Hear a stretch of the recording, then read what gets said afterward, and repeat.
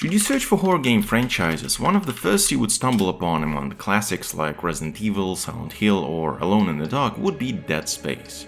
In fact, if you limit your search to just franchises that had major AAA backing, Dead Space would be among the extremely few horror-centric series to fit the criteria. Yet, despite having the huge backing from a major publisher, the franchise has been dead since the release of Dead Space 3 in early 2013, having existed for only 5 years. In this retrospective, I want to take a look at 4 big Dead Space game releases and mention the related media that the publisher, EA, was financing around the series. And yes, this is another retrospective from me about an amazing franchise EA had a, let's say, negative effect on. I promise this wasn't planned when I talked about the Mass Effect trilogy a few years ago. I guess I just happened to like games EA tends to publish. Oh, and please note that I will be discussing story and gameplay elements that spoil the games, so if you haven't played them yet, I would advise checking at least the wonderful original first before rejoining me in this look back at Dead Space. If I tell you that I loved Dead Space on my first playthrough, I would be lying. My original thoughts on it were somewhere along the lines of Resident Evil 4 in space but better, and given that at that time I didn't like Resident Evil 4, it wasn't much of a praise. Only upon revisiting the game about a year later, I started understanding just how amazing and nuanced this game was. As it has been revealed a few years ago, Dead Space as a project started out as an attempt to make a second sequel to System Shock, and while it seems that the project didn't go farther than the original pitch until the release of Resident Evil 4 motivated the team at Visceral Games to change it completely, you can still feel elements of System Shock in Dead Space. Most notably perhaps the emphasis on the spaces the game takes place in and the incredible attention to sound design. The USG Ishimura, or Ishimura as some characters say, is an extremely believable place despite being a spaceship from the future. Just like a Citadel Station or Von Braun from Shock series, the place itself is a character with its own story to tell via scenes, little details, and the ever-present audio logs. But even without the logs, the game tells a lot through sound alone, just like in classic immersive sims on Dark Engine. The Foley in this game is maddeningly good, and it's easily one of the absolute best examples of smart usage of audio in video games. Disjointed mumble whispers, echoes of warning messages over the PSA, the sudden orchestral stings when you see a new enemy tied specifically to when you see the enemy, not when they appear in a scene, occasional encounters with the still living people, often at the brink of madness, the horrifying crackles of noise every single time someone contacts Isaac, the deafening silence during the visits to places in vacuum. This game knows exactly when and how to use sound. Actually, here's one of my absolute favorite examples of sequences that make the player anxious through sound alone.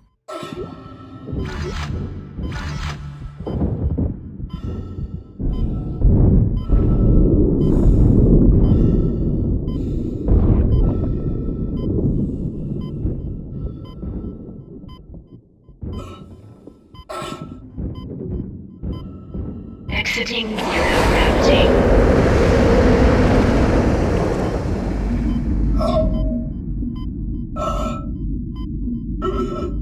Exiting vacuum.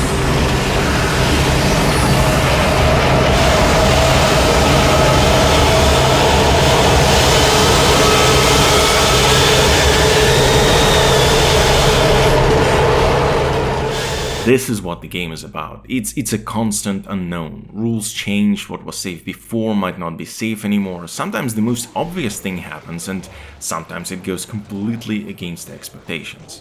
Even that comparison with Resident Evil 4, yes, this is at its core a very mechanically similar survival action title, yet it's so distinctly different in all the ways that make sense, defying the rules to make the game better. It's not about headshots or avoiding headshots, as in Resident Evil 4. It's about aiming at the limbs, at the weakest links in the bodies of the horrifying necromorphs, the enemies in the franchise. And with it comes the change to how wide the player weapon shots are. It's not about pinpoint precision of a pistol or a rifle, nor about a wide shot of a shotgun or an explosive. The default and iconic, not Ubisoft iconic, weapon in the series, the plasma cutter, shoots in a line that can be horizontal or vertical based on your needs, which means you don't have to be as precise as with the conventional weapons in a third-person action title, and that means that enemies can have weird and unexpected shapes. It means that you can move while aiming, and even if it were to affect your aim, it's controlled, which in terms means that the enemies can be faster and more unpredictable, yet still feel fair, and when they get too fast, you can slow them down with stasis, that is always available as a reliable power, and if you run out of ammo, you can use telekinesis or melee and still be able to fight back. It's a lot of these tiny changes and decisions in the core gameplay that avalanche into something that changes how the entire game feels. And most amazing thing of it all is that despite the heavy leaning into action, despite being so wildly different from Resident Evil 4 and the previous RE titles, it often feels like a more direct evolution of the classic survival horror into the survival action with more recognizable elements and ideas. There's no conventional HUD in the game, for example. All of the HUD elements, with the sole exception of the pause screen, are part of the game world, with narrative explanation as to why they're there. The game world feels uninterrupted, despite the distinct chapter structure with loading screens. The whole adventure is a very lonely, very Metroid affair, despite the always present storyline and other characters that help drive it. Just like the classic Resident Evil titles, and very unlike Resident Evil 4. It doesn't make one or the other way of doing things better, of course, but it's still a very good reminder that you can change so much, yet retain even more of the feel and the intent of the tradition through the changes, instead of just, keeping things as they are. And maybe that's part of the reason I didn't appreciate Dead Space on my first playthrough as much as I do now. It was too subtle in its revolution, too modest in its brilliance. It's hard to appreciate something that works really well and doesn't throw its greatness in your face. But that's Dead Space. It's subtle, but it can get grand and loud when needed. It's very slow-paced, but never boring. It's subversive and inventive, yet very familiar and easy to understand. It's tense and punishing, yet almost never frustrating. And despite being 12 years old by now and being the most technologically inferior game in the main trilogy, it's the one that holds best in terms of pure style, with every set piece looking absolutely amazing, even after the player intrusion to the preset details. If there's ever a remaster of the game coming, it would be the hardest and the easiest thing to redo at the same time, because it's already fantastic as is, yet keeping things the same while updating the, polygon counts and adding new graphical features, it can change everything too drastically. Luckily, it still runs fine on modern PCs, with the main thing to be aware of is the need to use the built-in VSync. At higher frame rates, the game can become unstable, but other than that, it's still a title worth revisiting.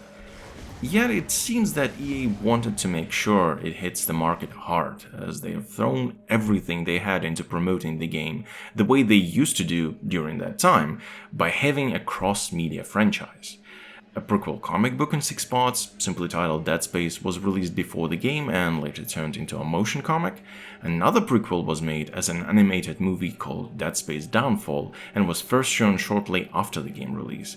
And at the same time, a prequel game was in development, an on-rails shooter called Dead Space Extraction.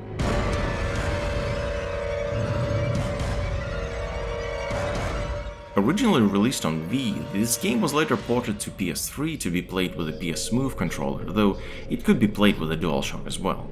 And what you're seeing right now is the Wii version. However, since I don't have a good capture card, I opted to play the game on an emulator, the Fantastic Dolphin emulator to be precise. So after a while I decided to just make the game run on the upscaled resolution instead of the original one. This does introduce some visual artifacts occasionally, so be aware that what you will see is not the exact representation of how the game looks on a Wii. Anyway, despite clearly being influenced by the success of yet another Resident Evil title, the Umbrella Chronicles in this case, Extraction might be the only on-rails shooter that focuses extremely heavily on the story and takes itself very seriously. It's definitely the only on-rail shooter in my experience to be like that, and the most amazing thing of it all, it succeeds.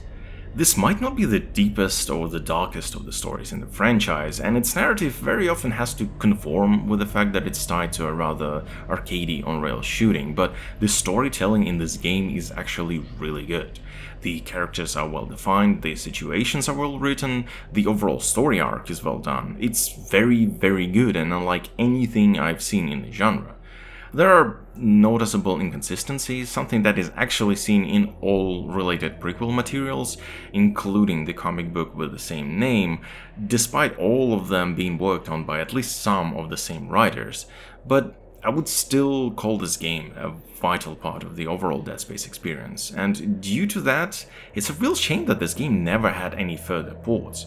In fact, even the PlayStation 3 port had a drawback in the form of not having the Dead Space motion comic as an added bonus. It's not a particularly great comic book, but still the Wii version had it, and it's something that I've actually shown you before when mentioning the comic book, but the PS3 port is just missing this feature entirely. Either way, despite having several annoying sections and its weird over-reliance on crawling through air ducts across several levels, this is still worth checking out if you're in the mood for some Dead Space after playing the original. Also, its ending felt like an homage to the ending of System Shock 2, perhaps intentionally referencing the origin of the series. Oh, and it managed to be not the only good side story game in the franchise as well. And I don't mean Dead Space Ignition, a title still exclusive to PS3 and Xbox 360 as it wasn't a particularly good game. No, I mean the iOS and Android title simply called Dead Space. It was an earnest attempt to create a proper Dead Space experience on a modern smartphone, and it worked really well. Sadly, it's no longer available anywhere because it wasn't maintained, making it incompatible with newer versions of mobile operating systems and hardware. But both games that I've just mentioned were part of the next batch of EA's marketing, this time aimed at the coming launch of Dead Space 2.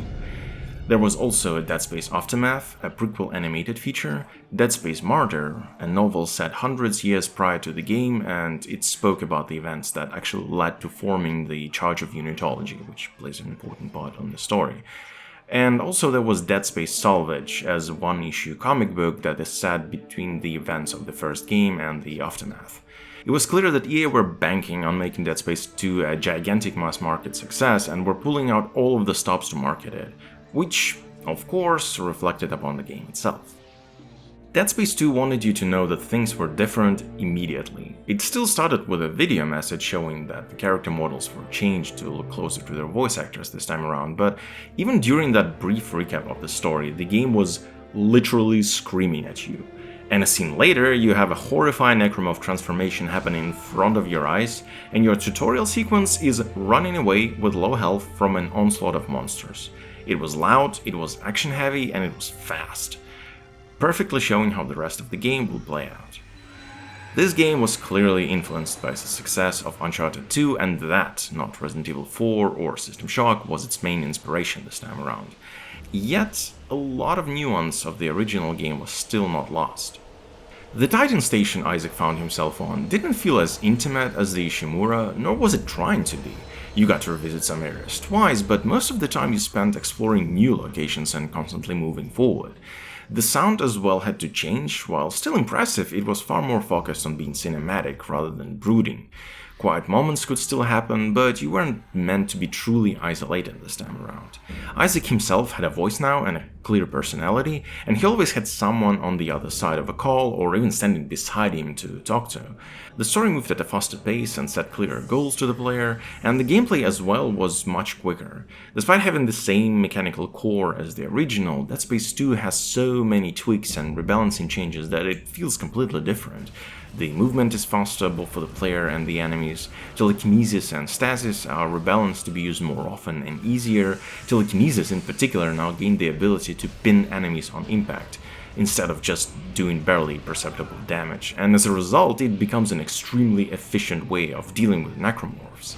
Different hazards were updated and used more often, including the rather infamous ability to break windows and having the room violently depressurized, sucking everything outside into space unless the emergency shutter is closed. Moving in zero gravity became fully freeform, with Isaac's suit gaining little thrusters to help him move around, which of course led to multiple cinematic explosive sequences in the game.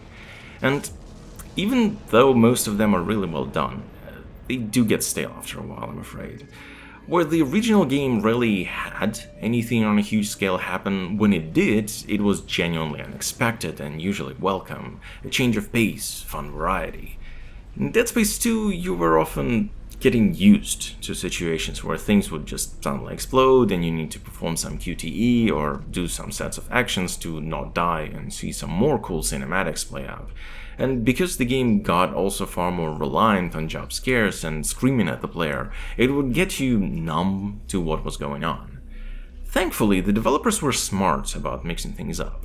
There are plenty of moments where the game just abruptly and unexpectedly changes the pace, and because of that makes you lose your guard and stop trying to predict what will happen next. There are some absolutely fantastic moments, both tense and action-heavy, and in general, while it does feel like, EA asked us to make Dead Space marketable to a much bigger audience, the game still didn't lose its own identity in it all. Despite being far more of a third-person shooter, it doesn't feel like a typical third-person shooter. Plus, it has the hand cannon unlockable, which is still one of my favorite stupid weapons in video games. Even if it's still nowhere as amazing as the Lanchar gun from the Armed and Dangerous.